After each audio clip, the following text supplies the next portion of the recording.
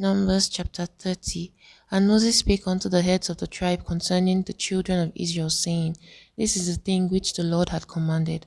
If a man vow a vow unto the Lord, or swear an oath to bind his soul with a bond, he shall not break his word. He shall do according to all that proceeded out of his mouth.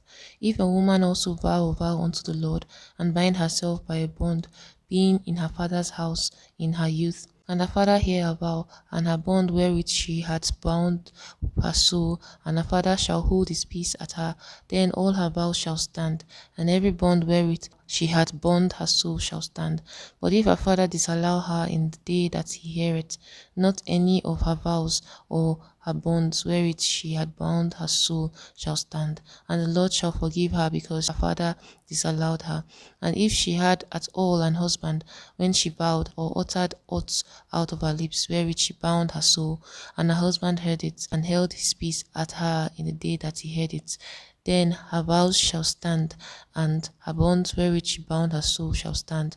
But if her husband disallowed her on the day that he heard it, then he shall make her vow which she vowed, and that which she uttered with her lips, wherewith she bound her soul, of none effect, and the Lord shall forgive her. But every vow of a widow and of her that is divorced, wherewith they have bound their souls, shall stand against her. And if she vowed in her husband's house, or bound her soul by a bond with an oath, and her husband heard it, and held his peace, and disallowed her not, then all her vows shall stand, and every bond wherewith she bound her soul shall stand. But if her husband hath utterly made them void on the day he heard them, then whatsoever proceeded out of her lips concerning her vows, or concerning the bonds of her soul, shall not stand. Her husband had made them void, and the Lord shall forgive her.